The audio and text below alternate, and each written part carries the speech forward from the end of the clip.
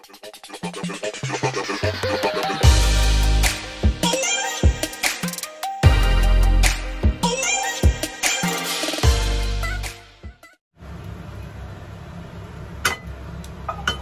susunod po natin lulutuin ay itong meatball.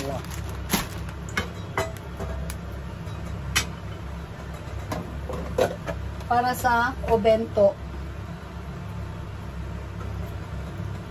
Araw-araw kasi, nagagawa ko ng obento. Yan, lutuin muna natin siya ng ganyan.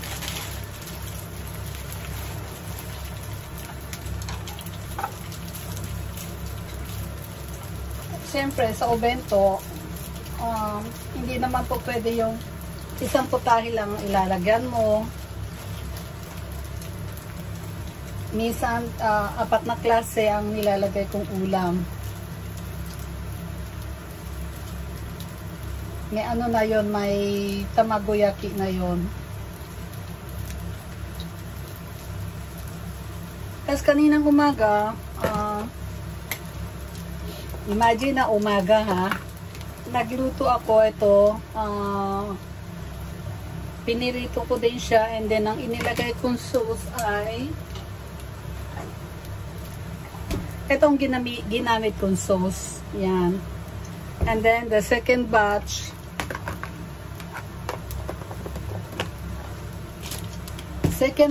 ang ilalagay ko po ay ito, okonomiyaki no sauce.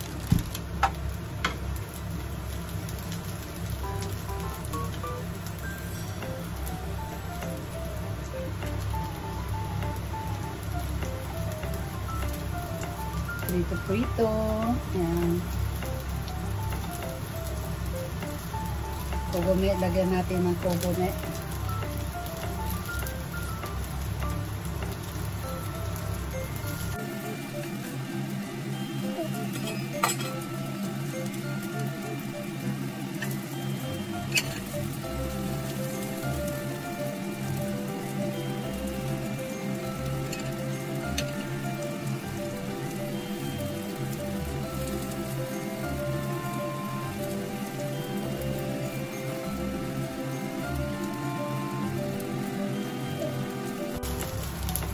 Ano yan?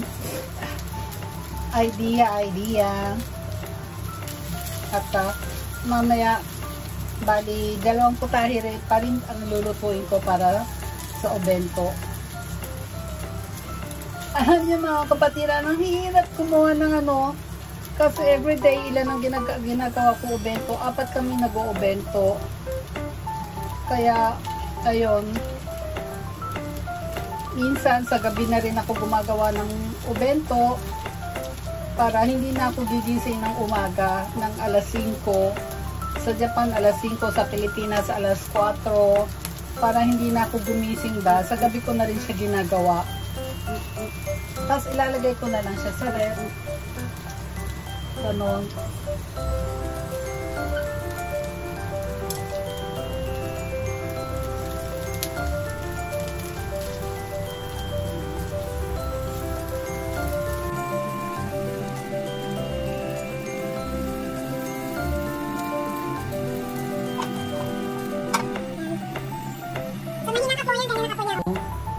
Para sa ganon, hanggang loob uminit siya. Mga kapatiran, baka meron kayong maisasuggest sa akin na madali siyang lutuin, na masarap. I-suggest nyo po sa akin para mailuto ko. I-share din po ninyo sa akin para madagdagan ng kaalaman ko sa paggawa ng ng ulam ng obento. Onegaishimasu.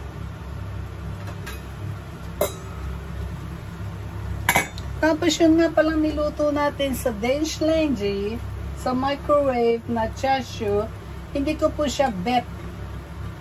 Malansa ang dating ng karne. So ginawa ko, inulit ko siya sa kaldero ko na siya niluto. Tapos nilagyan ko siya ng luya. Ayan. At least para mawala yung lansa ng baboy ba? Alam niyo yun, yung lasa ng baboy.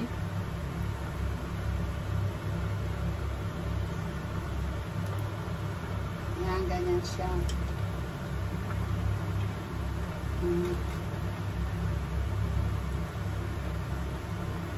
Ito din sa mahinang apoy. Yan, okay na to. And then, patayin na natin. Yan.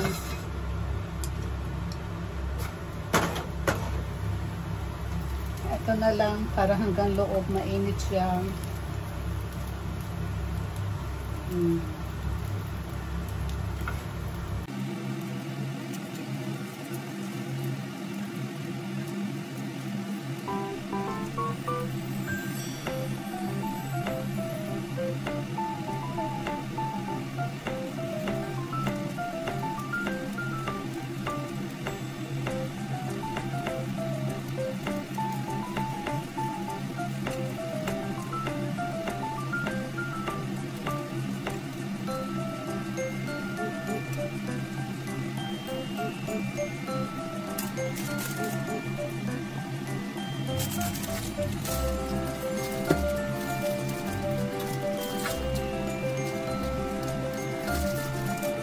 Ilatas, lalagyan po natin ng 2 tablespoon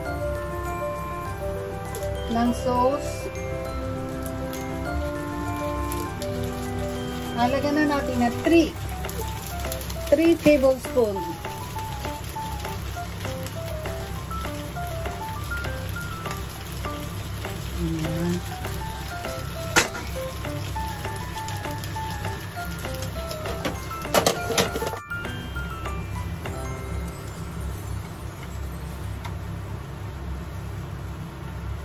Tingnan nyo. Oishiso desho.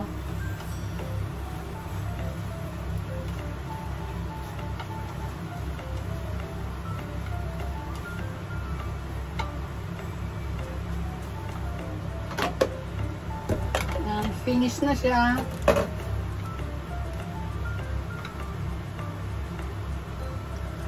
Lagyan ko lang siya ng mga 1 teaspoon na gochujang, tapos yan, halo-halo.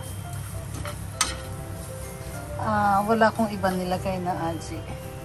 Tignan natin. Amay. Amay yan. Thank you for watching. Sana po na-enjoy ninyo ang aking pagluluto and mega love shoutout po sa inyong lahat at maraming salamat po sa mga nagsusuporta sa aking maliit na channel at hindi pa nakapag-subscribe, subscribe na po at hit the bell po all para ma-notify po kayo pagka may bago akong upload na video. Thank you so much. Bye-bye. Ingat po lahat.